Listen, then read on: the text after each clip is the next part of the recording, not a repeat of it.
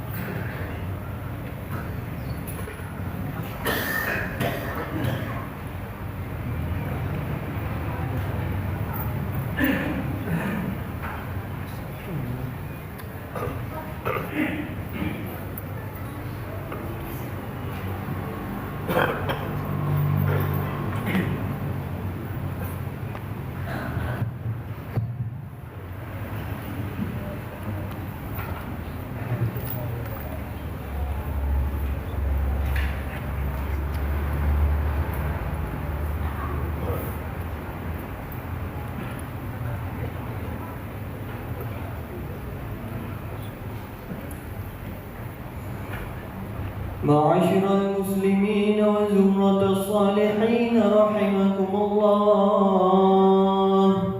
ورد عن النبي صلى الله عليه وسلم أنه قال: إن يوم الجمعة سيد الأيام وعيد المسلمين.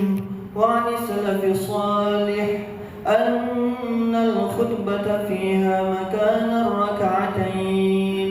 فإذا صعد الخطيب المنبر وشرع في الخطبة فلا يتكلمن أحدكم، فقد ورد أن رسول الله صلى الله عليه وسلم قال: إذا قلت لصاحبك يوم الجمعة أنصت والإمام يخطب فقد لغوت. وفي حديث آخر: ومن لغى فلا جمعة له.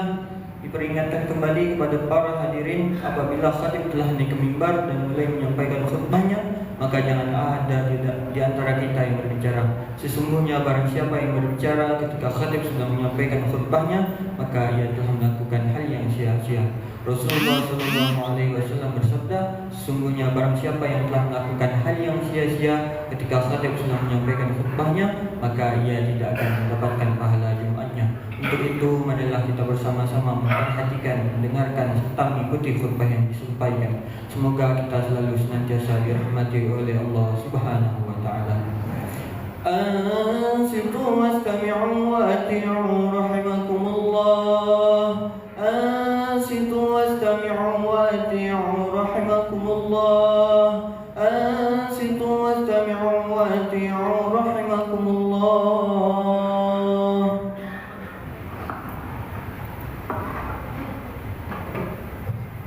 اللهم صل على سيدنا محمد وعلى آل سيدنا محمد. اللهم صل على سيدنا محمد وعلى آل سيدنا محمد. اللهم صل على سيدنا محمد وعلى آل سيدنا محمد.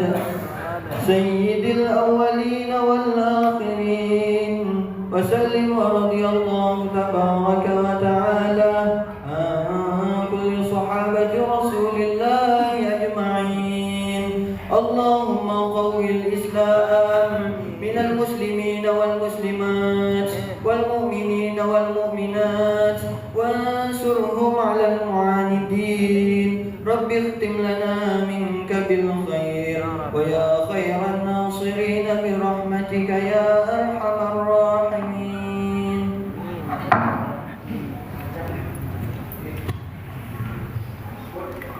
السلام عليكم ورحمة الله وبركاته. وعليكم السلام ورحمة الله.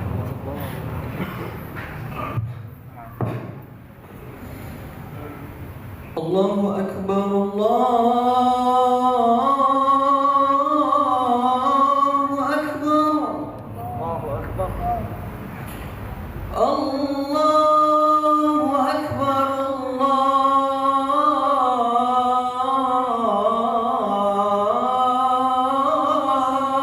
أكبر. الله أكبر. أشهد أن لا إله إلا الله.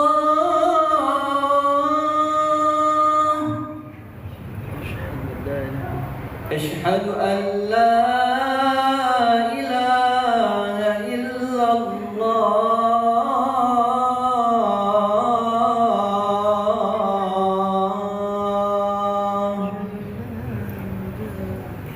أشهد أن محمدا رسول الله.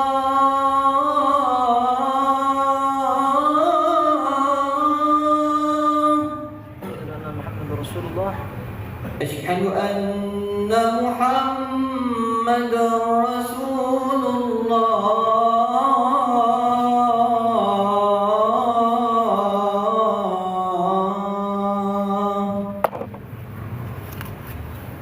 حي على الصلاة.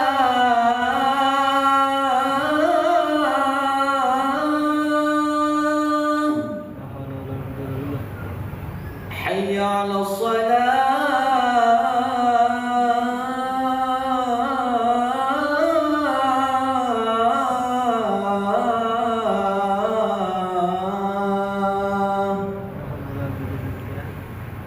حي على الفلاح.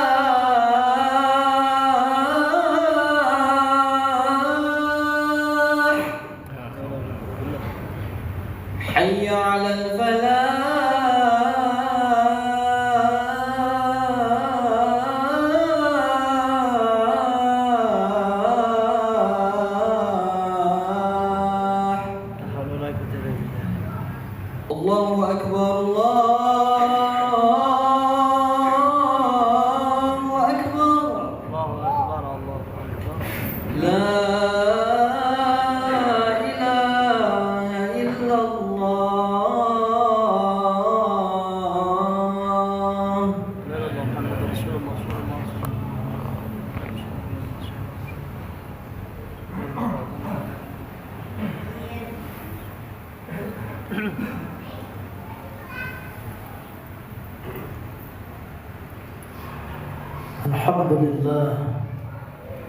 الحمد لله الذي أسرى بعبده ليلا من المسجد الحرام إلى المسجد الأقصى.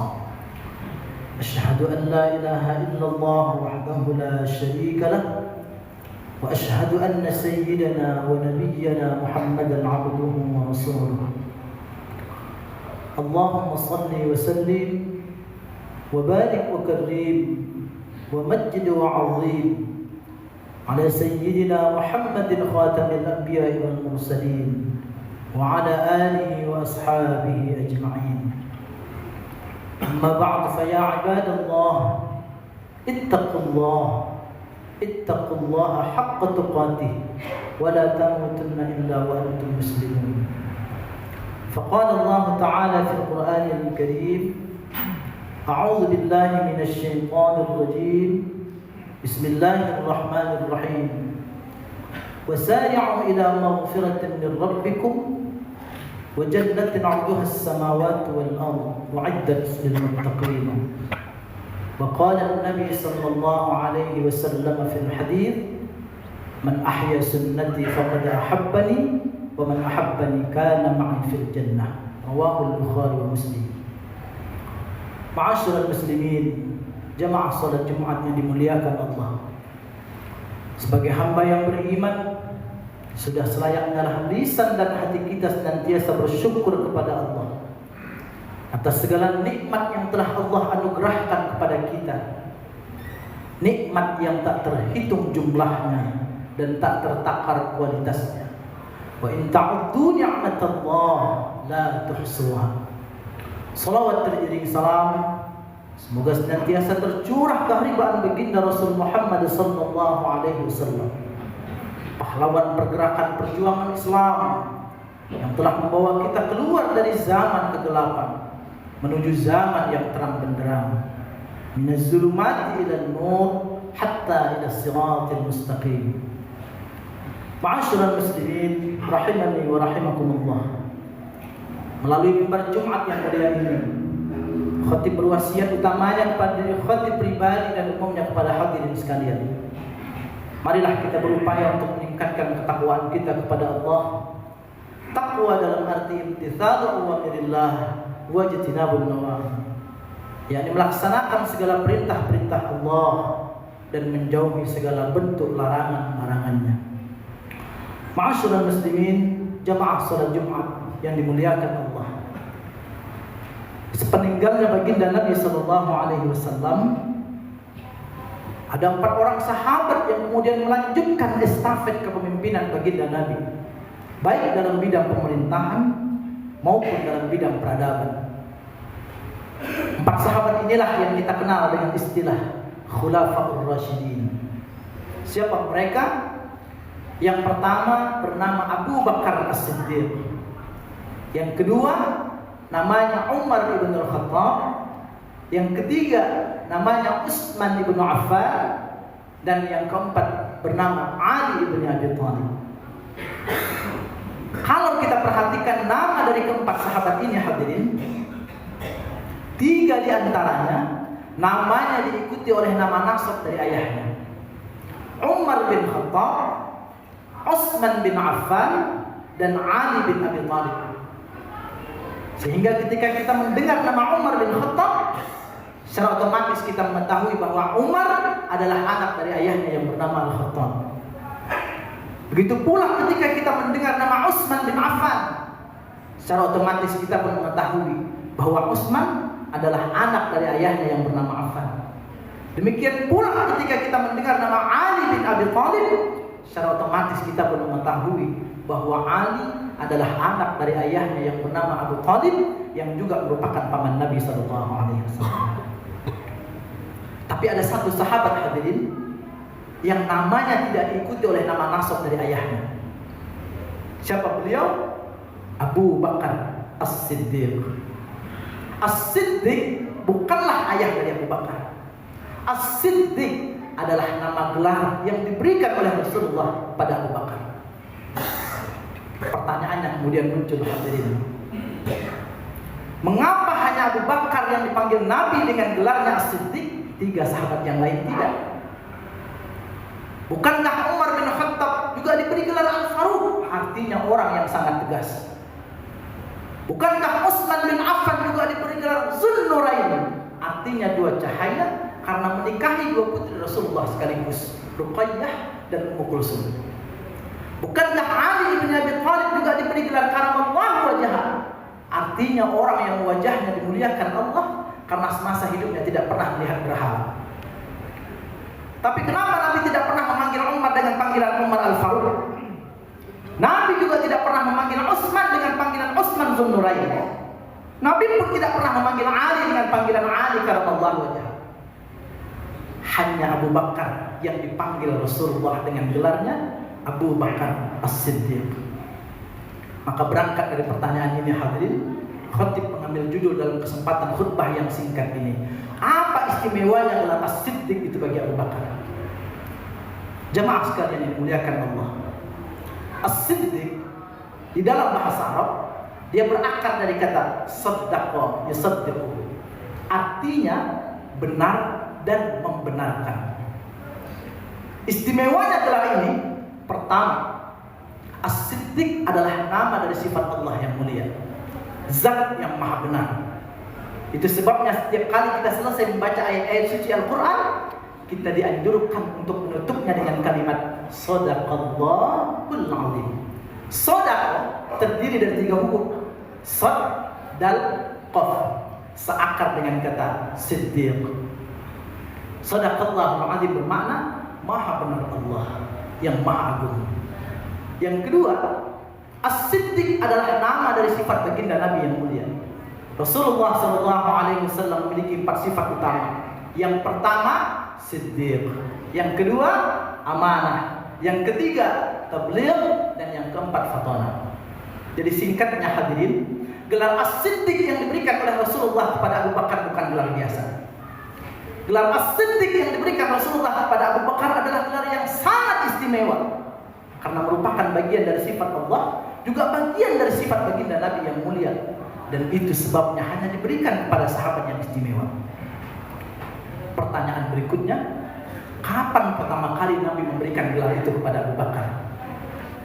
Peristiwanya terjadi tatkala Nabi SAW diperjalankan oleh Allah dari Masjidil Haram di Mekah ke Masjidil Aqsa di Palestina, Mi'raj sampai Sidratul Muntaha, kembali lagi ke Masjidil Haram di Mekah, hanya dalam tempo waktu sepertiga malam. Peristiwa inilah yang kita kenal dengan peristiwa Isra dan Mi'raj, yang kita peringati momentumnya pada bulan Rajab ini. Jemaah sekalian yang dimuliakan Allah, salah satu hal yang menarik dari peristiwa Isra dan Mi'raj ini adalah tatkala Nabi SAW selesai melaksanakan perjalanan suci tersebut, Nabi pun menginformasikan kejadian itu kepada para keluarganya. Nabi sampaikan kepada sahabatnya, juga kepada masyarakat Arab yang ada di sekitarnya. Responnya hadirin, tidak sedikit umat Islam yang telah memeluk Islam sebagai agamanya kembali murtad dan keluar dari Islam setelah peristiwa ini terjadi. Mengapa? Karena tidak percaya akan kejadian tersebut.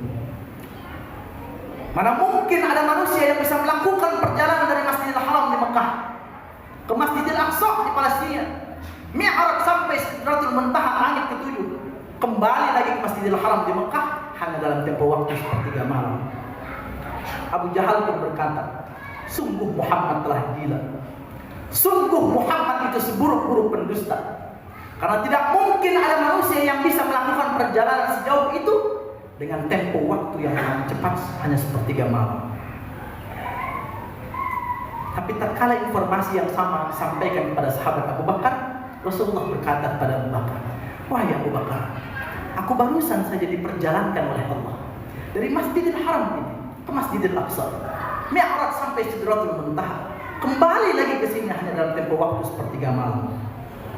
Mendengar kalimat tersebut, satu kalimat pun keluar dari lisannya Abu Bakar, "Shadaqta ya Muhammad." Benar engkau wahai Muhammad. Maka dari kata shadaqta itulah Rasulullah pun kemudian memberikan gelar kepada Abu Bakar As-Siddiq. Artinya orang yang pertama kali membenarkan peristiwa Isra dan Mi'raj tersebut. Jemaah sekalian yang dimuliakan Allah, As-Siddiq maknanya benar dan membenarkan. Kalau kita perhatikan dua kata ini, sepertinya memang memiliki kesamaan makna. Tapi kalau kita kaji lebih dalam, maka sungguh perbedaannya jauh lebih tajam daripada persamaannya. Benar dan membenarkan adalah dua hal yang berbeda. Benar, sederhana. Kita mengetahui sesuatu itu benar, simpel hadirin. Tapi mampu membenarkan yang kita ketahui benar, tidak mudah. Mengetahui sesuatu itu salah, gampang. Tapi mampu menyalahkan yang kita ketahui salah, jauh lebih sulit. Problem kita hari ini, banyak di antara kita yang tahu sesuatu itu benar, tapi tidak banyak di antara kita yang mampu membenarkan yang diketahuinya benar. Banyak di antara kita yang tahu sesuatu itu salah, tapi sedikit di antara kita yang mampu menegakkan sikapnya untuk menyalahkan yang diketahuinya salah. Sebagai contoh kecil hadirin, berkumandang suara azan dari Masjid Darul Muttaqin ini, maka kita yang ada di sekitar masjid ini pasti mendengarkan suara azan itu dan membenarkan azan itu sebagai isyarat pertanda masuknya waktu sholat, khususnya sholat berjamaah di masjid ini. Tapi kalaulah kita buat riset kecil-kecilan, kita bandingkan berapa orang yang mendengarkan suara azan itu dan berapa orang pula yang hadir di masjid ini untuk melaksanakan sholat berjamaah, jangan-jangan perbandingannya terbalik. Banyak di antara kita yang tahu sesuatu itu benar, tapi tidak banyak di antara kita yang mampu membenarkan yang diketahuinya benar. Banyak di antara kita yang tahu sesuatu itu salah, tapi sedikit di antara kita yang mampu menegakkan sikapnya untuk menyalahkan yang diketahuinya salah. Maka mari kita introspeksi diri kita masing-masing. Jika contoh-contoh kecil tersebut terjadi dalam diri kita, maka sungguh makom kita semakin menjauh dari makomnya Abu Bakar. Abu Bakar diberi gelar As-Siddiq bukan karena hanya dia tahu sesuatu itu benar, tapi dialah orang pertama yang membenarkan yang diketahuinya benar.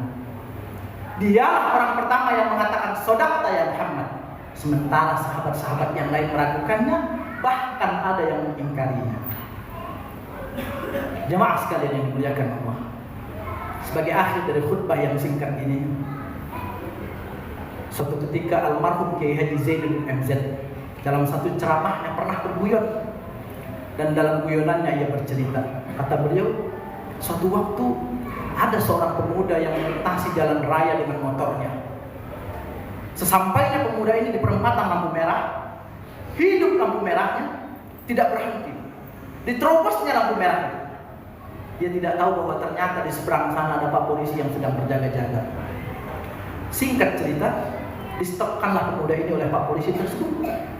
Sebelum ditilang, Pak Polisi bertanya kepada pemuda ini, "Mas, apa Anda tahu ada lampu merah di seberang sana?" "Tahu, Pak." "Apa Anda tahu apa isyarat lampu merah tersebut?" "Tahu, Pak." "Kenapa Anda terobos?" "Saya tidak tahu kalau Bapak ada di sini." Sebuah jawaban yang mengkritik, tapi sekaligus merepresentasikan bahwa banyak di antara kita yang tahu sesuatu itu benar, tapi tidak banyak di antara kita yang mampu membenarkan yang diketahuinya benar. Banyak di antara kita yang tahu sesuatu itu salah, tapi sedikit di antara kita yang mampu menegakkan sikapnya untuk menyalahkan yang diketahuinya salah. Mudah-mudahan khutbah yang singkat ini mampu menggugah kita untuk memperbaharui iman kita kepada Allah. Al-iman tasdiqun bil qalbi wa iqrarun bil lisan wa amalun bil arkan. Iman adalah sesuatu yang diyakini di dalam hati, diucapkan dengan lisan, dan dilakukan dengan perbuatan.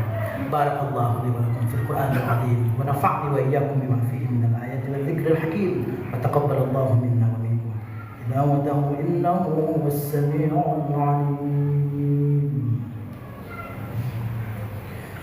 Allahumma salli wa sallim wa zid wa adim wa an'im wa tafaddal wa barik bijalalika wa kamalika ala zaini ibadika wa ashrafi ubadik Sayyidina Muhammad wa kulli sahabati Rasulillahi ajma'in.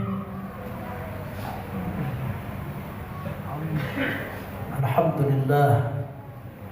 Alhamdulillahilladzi waffaqana li ada'i jumu'il jama'at wa hadana ila sabil iktisabi akmalis sa'adat. Ashhadu an la ilaha illallah wahdahu la sharika lah rabbul ardi was samawat. وأشهد أن سيدنا ونبينا محمدا عبده ورسوله المؤيد بأفضل الآيات والمعجزات. اللهم صل على سيدنا محمد وعلى آله وأصحابه ما تعاقب الأوقات والسعادة. أما بعد فيا عباد الله اتقوا الله وحافظوا على الطاعة وحضور الجمع والجماعات. وقال تعالى يا أيها الذين آمنوا إذا نودي للصلاة من يوم الجمعة فاسعوا إلى ذكر الله وذروا البيع ذلكم خير لكم إن كنتم تعلمون. فإذا قضيت الصلاة فانتشروا في الأرض وابتغوا من فضل الله واذكروا الله كثيرا لعلكم تفلحون. واعلموا أن الله تعالى صلى على نبيه قديما فقال تعالى إن الله وملائكته يصلون على النبي يا أيها الذين آمنوا صلوا عليه وسلموا تسليما.